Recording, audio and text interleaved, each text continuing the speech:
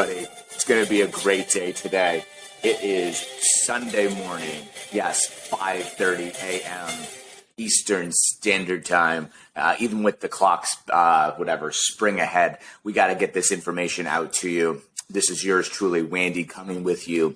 I'm going to be breaking down each and every matchup in the Stock Showdown 2022 Bracket Challenge.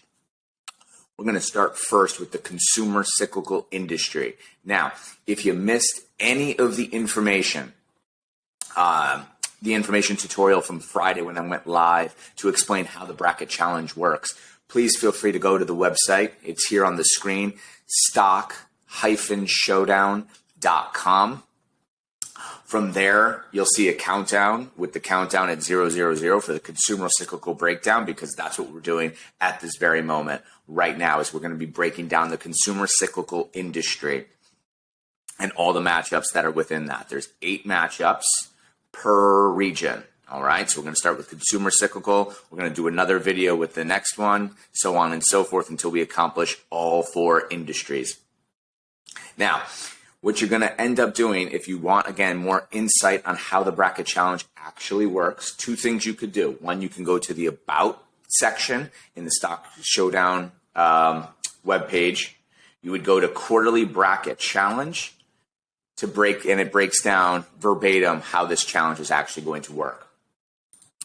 Now, when you're ready to participate and you've done your due diligence, you've done your research, or you've listened to me giving the analysis, what you're going to do next is hit the Play Now button underneath the video tutorial.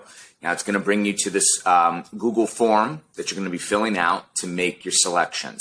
Now, it is already defaulted to me, to my email address and my username. You're going to be doing the same thing, is come up with use your email address and come up with a username. You want to keep that username consistent throughout the whole 6 rounds of the tournament. What you're going to do next, I do want to also throw this out there for everybody, is you have to make these picks by Monday morning. That's tomorrow, 3/14, by 9:30 a.m. Eastern Standard Time to qualify for the prizes that you can obtain at the very end of this, which I'm going to get to in a little bit. Once you have done that, you've put your email and username, it is now going to show you the matchups for each and every round, or each and every industry. And like I said, we're going to start with Consumer Cyclical here. So as you can see, you have Amazon versus Marriott is the first matchup that will be taking place. That is the number 1 seed, Amazon, going against Marriott International Inc., the number 16 seed. Now, where did I get that information from? Well, that came from the bracket. Now, if you do want to see the bracket, I have included the bracket in its entirety. Also on the Stock Showdown website, you would click the button that says Stock Showdown Live Bracket. Upon clicking that button, it is going to bring you to the bracket. So like I said, we're focusing right now on the Consumer Cyclical, which is all over here to the far left. And then we're going to move down and over to the other side of the bracket. So looking at this first matchup right here, which begins tomorrow morning, 9:30 a.m. Eastern Standard Time, and runs through Friday, 4 p.m. Eastern Standard Time, because that's when the market closes on Friday. The percentage change between Monday morning and Friday afternoon will determine who moves on to round 2. So whichever company has the bigger percentage move between that window of time moves on to round 2. And it's your objective to determine which company you think is going to have the biggest move during that week to move on to the next round. As you can see, round 2 begins March 21st, round 3, round 4, so on and so forth, with the championship round ending on April the 22nd at 4 p.m. Each and every Friday, I'll be going live to give the up-to-date bracket along with the up-to-date standings. In addition, during midpoint of the week, I'll give kind of like a halftime report to let you know how all the teams are faring at that moment. Let's move on. So once again, you're ready to make those selections. You come into the Google form, the Play Now. You see Amazon versus Marriott International. Now, I've already tried to fill this out a little bit, but I'm going to walk you through my picks, and you can do your due diligence and make your own selections as well. That's why I want to do this here for you this morning.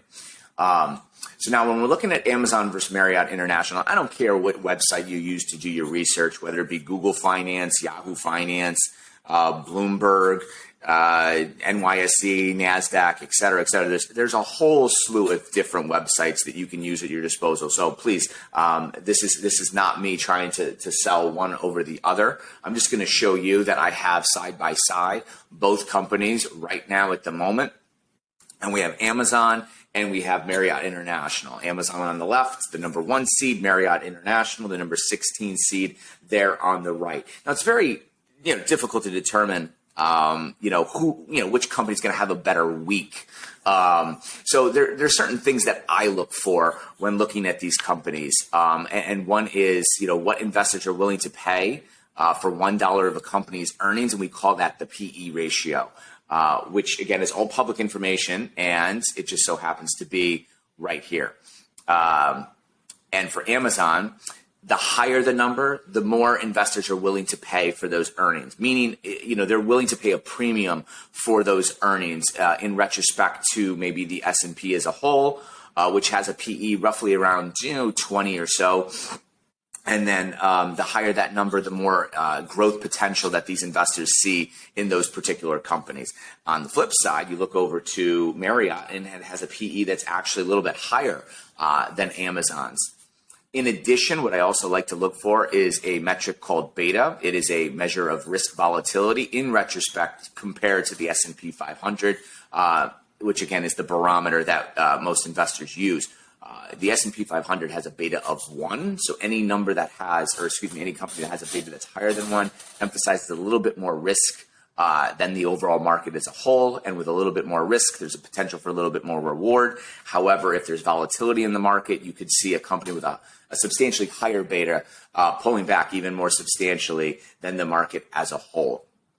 So it looks like Amazon has a pretty stable beta. It's not significantly higher than 1 as compared to Marriott International that has a beta that is approaching 2. So there's a little bit more risk volatility with Marriott International than there is Amazon. It's really hard, however, for me to bet against Amazon as the number 1 seed, the behemoth that they are. I know obviously with the pandemic, the hotel chains definitely had pullbacks, as you could probably see. If you go to a 5-year chart, there was the pullback, the substantial pullback